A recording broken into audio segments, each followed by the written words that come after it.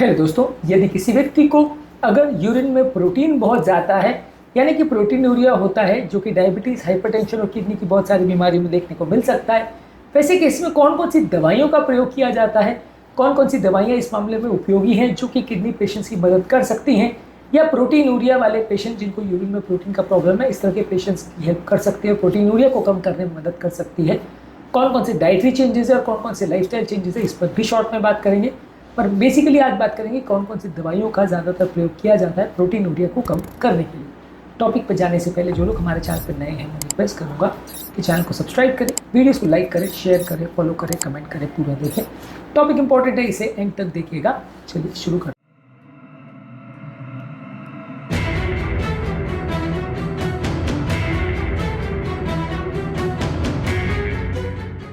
सबसे पहले सबसे इंपॉर्टेंट ड्रग्स जो प्रोटीनूरिया के लिए यूज़ की जाती है उसमें रेनिन, एंजियोटेंसिन, एल्डोस्टेरोन सिस्टम के ब्लॉकर्स की जो दवाइयाँ वो यूज़ की जाती है। इसमें सबसे कॉमनली ACE इनहिबिटर ग्रुप की मेडिसिन जैसे रैमोपिल, एनारपिल, कैप्टोपिल, पेरिंडोपिल ये दवाई यूज़ की जाती हैं।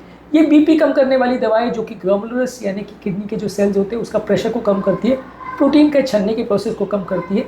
कुछ लोगों में इसमें पोटाशियम के बढ़ने का रिस्क रहता है और किडनी के फंक्शन कभी कभार एडवांस स्टेज में बिगड़ भी सकता है, इसलिए इसका थोड़ा सावधानीपूर्वक प्रयोग करना चाहिए। लेकिन ये सबसे बेस्ट दवा है जिसका प्रयोग किया जाता है प्रोटीनूरिया को कम करने के लिए, और एकमात्र ऐसी दवा है जिसका एक्चुअल में स्टडीज़ में शो किया गया कि वो किडनी के डैमेज को प्रिवेंट कर सकती है।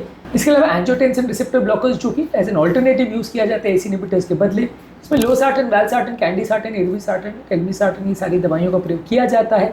ये ACE इनहिबिटर्स के बदले यूज़ होते हैं। ACE इनहिबिटर्स में कई बार लोगों को सूखी खांसी का प्रॉब्लम होता है, तो वहाँ पर इस दवा का प्रयोग किया जाता है। इसके इफेक्ट लगभग वैसे ही है जैसे इनहिबिटर्स के, हालांकि थोड़ा कम बेनिफिट देता है, इसलिए फर्स्ट लाइन के हिसाब से इसको यूज़ नहीं किया जाता है। जब ACE इनहिबिटर्स यूज़ नहीं हो पा रहा है तो वहाँ इसका यूज़ किया जाता है। ये ज़्यादातर ACE इनहिबिटर के साथ में यूज़ नहीं होता, उसके बदले ही यूज़ होता है। ये भी किडनी को प्रोटेक्ट करता है, प्रोटीनूरिया के चांस को कम करता है, लेकिन ये भी पोटाशियम बढ़ा सकता है, इसका ध्यान रखने की ज़रूरत है। इसके अलावा इसी ग्रुप की तीसरी दवा है आर्नी यानी वैल्सार्टन साइक्लोबिट्रिल कॉम्बिनेशन। ये दवा भी नई दवा है, इसी ग्रुप की दवा है। ये दवा दोनों से ज़्यादा स्ट्रॉन्ग है, किडनी को प्रोटेक्ट करने के मामले में ये भी काफ़ी अच्छी है और प्रोटीनूरिया के केस में अर्ली स्टेजेस में इनका प्रयोग कर सकते हैं। लेकिन ये दवाओं के साथ प्रॉब्लम ये है कि अगर किसी व्यक्ति को ऑलरेडी एडवांस किडनी फेलियर है और अगर किसी का क्रिएटिनिन ऑलरेडी काफ़ी ज़्यादा है तो वहाँ पे इस दवाई को उतना ज़्यादा प्रयोग नहीं होता, क्योंकि पोटाशियम को ज़्यादा बढ़ा सकता है। इसी ग्रुप की एक और दवाई है मिनरलोकॉर्टिकॉइड रिसेप्टर एंटागोनिस्ट यानी स्पाइनोलेप्टोन, एप्लेनॉन और फिनरेनॉन। ये दवाई जो है किडनी फाइब्रोसिस को कम करता है, प्रोटीनूरिया को कम करता है। यदि ACE इनहिबिटर्स और ARBs से बहुत फ़ायदा नहीं हो रहा है तो वहाँ पर इस दवाई का प्रयोग किया जाता है। लेकिन ये दवा के साथ प्रॉब्लम है कि ये पोटाशियम लेवल्स को बहुत ज़्यादा बढ़ाता है, तो high stages of kidney failure में जब क्रिएटिनिन ऑलरेडी बिगड़ चुका है तो वहाँ पे इसका उतना प्रयोग नहीं होता, नहीं तो ये पोटाशियम को बहुत बढ़ा सकता है। इसके अलावा दवाई आती है SGLT2 इनहिबिटर्स जैसे कि डेपाग्लिफ्लोजिन, एम्पैग्लिफ्लोजिन, कैनाग्लिफ्लोजिन। ये किडनी डिजीज़ के प्रोग्रेशन को स्लो करता है और किडनी की बीमारी को बढ़ने से रोकता है। अगर नॉन डायबिटिक किडनी डिजीज़ भी है तो भी मदद करती है दवाई। हालांकि ये दवा वैसे तो डायबिटीज़ के लिए प्रयोग की जाती है, लेकिन ये बहुत सारी तरह से किडनी पेशेंट्स को मदद करती है। इसका काम करने का तरीका ये है कि बॉडी का एक्सेसिव शुगर ये यूरिन में निकालती है। ये दवा को देने के बाद अक्सर यूरिन में प्रोटीन कम हो जाता है, लेकिन शुगर छनने लगता है, पर ये शुगर जो छनता है वो नुकसान नहीं करता है, तो इसलिए उसके लिए इतना टेंशन लेने की ज़रूरत नहीं। यूरिन में हमेशा शुगर लेवल्स पॉजिटिव ही आएगा दवा को देने के बाद। इसके अलावा दवाई आती है एंडोथेलिन रिसेप्टर एंटागोनिस्ट जैसे बोसांटन, एट्रासेंटन। ये सारी दवाई जो है IgA नेफ्रोपैथी या प्राइमरी ग्लोमेरुलर डिजीज़ के लिए यूज़ की जाती है, या फोकल सेगमेंटल ग्लोमेरुलोस्क्लेरोसिस इस तरह की बीमारियों के लिए यूज़ की जाती है। ये दवाई न्यूअर ड्रग है, बहुत ज़्यादा कॉमनली यूज़ नहीं होती, इसके भी कुछ फ़ायदे हो सकते हैं। इसके अलावा कोलेस्ट्रॉल कम करने की दवा यानी कि स्टैटिन्स जो कि कोलेस्ट्रॉल को कम करती है और किडनी के सूजन को कम करती है, उसका प्रयोग किया जा सकता है। पेशाब बढ़ाने वाली दवा जैसे फ्यूरोसिमाइड, टॉर्सिमाइड, ये अगर शरीर में बहुत ज़्यादा पानी भर गया हो तो वहाँ पे इसका प्रयोग कर सकते हैं। इसके अलावा DPP-4 इनहिबिटर्स जैसे लिनाग्लिप्टिन, सिटाग्लिप्टिन, ये कई बार डायबिटीज़ से अगर प्रोटीनूरिया हो रहा हो तो वहाँ पे इसका प्रयोग करते हैं। इसके अलावा आपको जो कारण से प्रोटीनूरिया हो रहा है, जो बीमारी है उसको मैनेज करना है। जैसे डायबिटीज़ है तो उसको प्रॉपर कंट्रोल करना है, डायबिटीज़ को रिवर्स करना है। अगर हाइपरटेंशन की वजह से हो रहा है तो उसको प्रॉपर्ली मैनेज करना है, BP को 130/80 के नीचे रखना है।